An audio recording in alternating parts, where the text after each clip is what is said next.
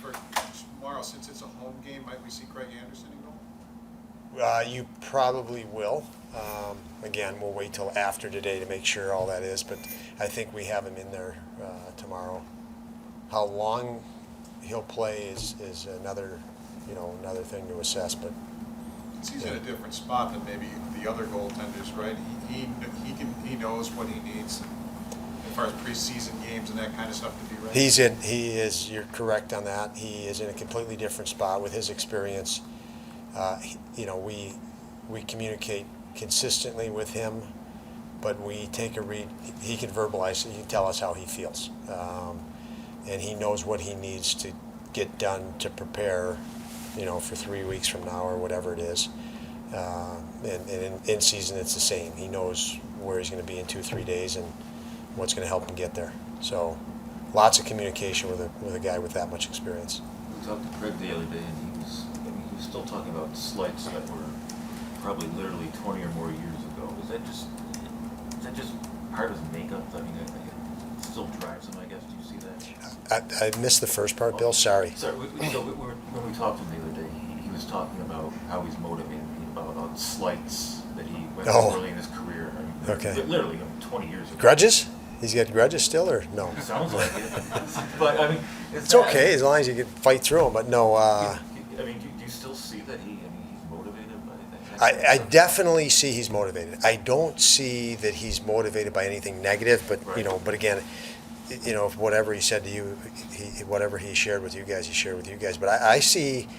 I mean, you don't play and come back to play after dealing with injuries he dealt with last year, the age that he's at, unless you love the game. And part of loving the game is, being in camp for almost a month before you play the game, before you play the regular season game, and you've got to battle and endure and work through that to get to even your first game. So again, what I see is a really connected. He's in touch with his love of the game. He just wants to play and doesn't see himself giving that up because he enjoys it. So I'm sure that there are things in the past that would motivate him for more, but I mean, he hit the 300 win mark. He's had opportunity to keep adding to that. I just think he's playing just because he loves it. Absolutely loves it. You got a pretty good reaction yesterday from 20 guys. How curious are you to see a different 20 guys tomorrow? I'm excited and less than curious, and I only say that because I don't want to have too many preconceived notions going in. I mean, it's early. These guys have to play. They have to, more than we push them as coaches, I want to see them push them. And I was real happy last night that I felt, the guys that were in the lineup, that have played here and been part of our team, Cousins, Hinestroza come to mind right away, push it.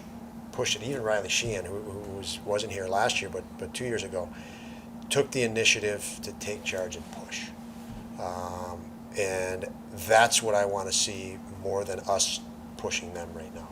And so, I'm excited going into tomorrow because I think the guys I think they're excited and I think they understand, it's about pushing and playing to our identity and doing it assertively.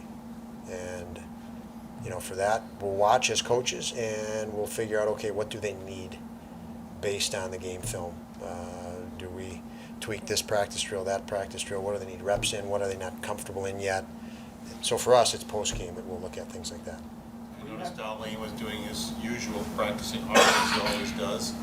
Anders Bork found that out as they went on during the practice. Was your message to Anders maybe you got to match that intensity? No, I gave Anders a couple things to think about just in how to react technically, tactically, in that situation. But I don't mind. That was awesome, and we've, as you mentioned, Paul, we've talked about that. Darlene challenges his teammates. Nicole reminded me as we were walking in of we have a shooting room back there, and there's also a game in the shooting room that's separate from the shooting room that I don't know if you guys have seen, and it's all digital. What's the name of the game? Do you know? It's just rapid shot. shot, I don't know. Rapid shot, you got it. So it's called rapid shot. So it's a pump up for rapid shot right now. But they digitally keep score. It actually, there's an app that goes on your phone. So Darlene went in there, had a high score. Mittelstadt went in there to break the high score. He did. Darlene saw it on his phone later and actually went back to break it, and he has the record now. And according to the guys that installed the machine, they've never seen scores that high, which is good. So that's mostly, but that competitiveness, and those two guys specifically, and I would put Cuzzy in that mix too, because I think he's on that chart as well, but they just don't like to lose, and it's fun to see. You look at last year's camp in Mittelstadt, perhaps one of your top forwards, if not the top in camp, and we know what happened with this season. I mean, just how do you approach what he's trying to do in this camp, just to try to get his game back to close to where he was?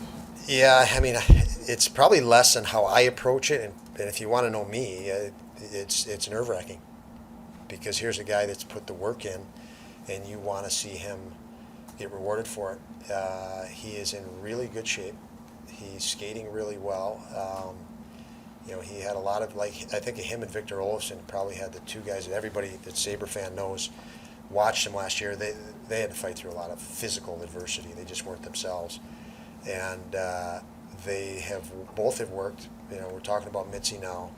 I just want him to stay healthy. I think that he will, and we'll all get to see a much, much better version of Casey Mittelstadt, based on not only the work he's gone through, but the experience he's gained, and some of it just having to sit on the sidelines. You gain some experience, especially at that age. For Alex Tuck, seeing what he went through last year to get to the point of playing, how much more benefit will it be to have that full off season of health and a training camp and knowing your system, scratching the surface on what he can be? Yeah, I think all of that is a major factor. Key is knowing our system and our culture and our processes. I think he's a guy that performs better the more comfortable he feels with his surroundings, the more secure he feels with that. He's very in tune with that. He's a sensitive, guy, and that's a positive. I mean, that's an attribute that will help him dial into the next things he needs to do, or could add, I should say, not necessarily needs to do, but add to his game to continue to reach new levels in his personal career. As we get to October and you start thinking about your lines, we know what Tuck does with Skinner and Thompson. We've seen it, and they do great. Olsen also does great with Thompson and Skinner.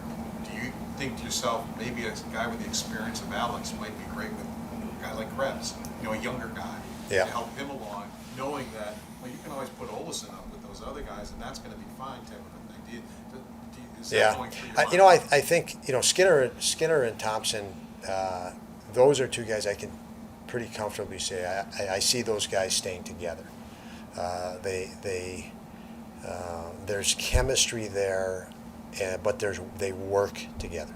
They strategize together in between games after practices.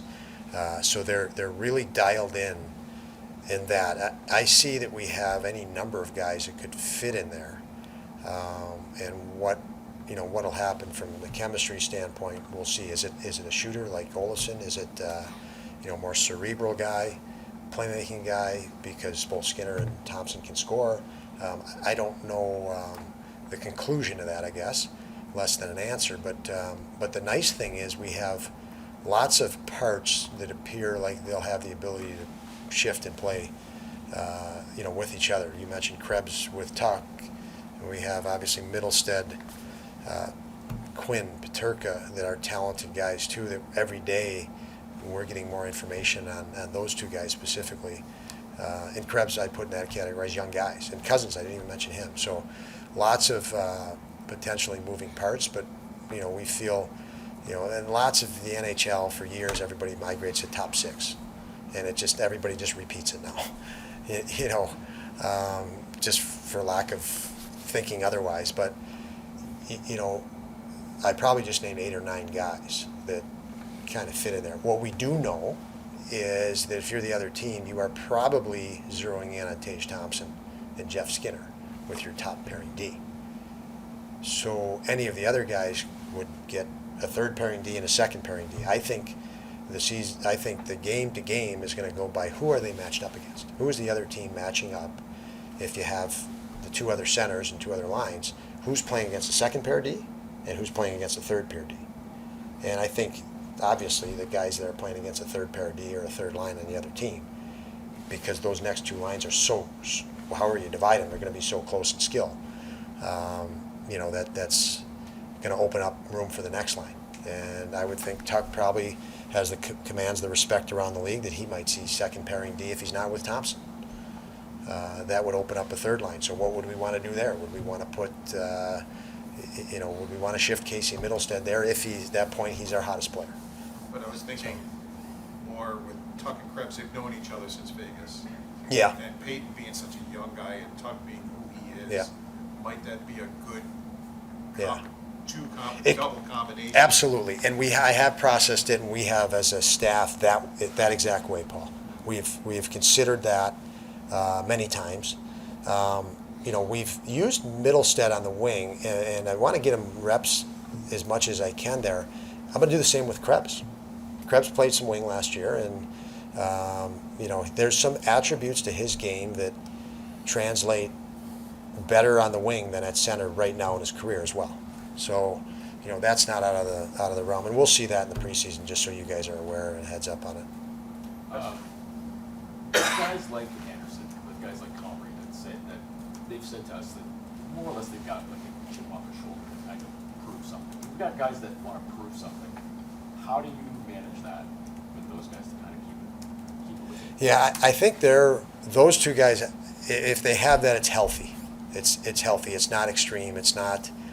I don't think they're on a vengeance. I think again, those two guys love the game.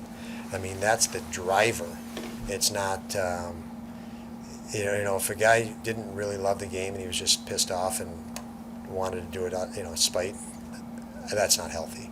But these guys, I'm not worried about that. For that reason, I'm not worried about those two. Okay, but I assume there's other guys like Casey's got something to prove from previous year to the injury now. I and think. some of these other guys. Yeah, I think you know what you can ask these guys that. I certainly don't want to speak for them, but what I see on Casey now, you mentioned him, is his drive, and like Tage is, I don't think they wanted to try to prove people wrong. I think Tage did prove people wrong that were loud against him, but Tage wanted to prove things for himself. I think Tage knew I can do this, and I want to do this. It was a very healthy situation. I can tell you, just if it wasn't healthy, we would have probably been really nervous about the contract we gave him. It's healthy. There's no hesitation by us as an organization to reward Tage with that contract for that reason. He's not trying to prove to somebody else. He's trying to prove to himself. He's very within himself.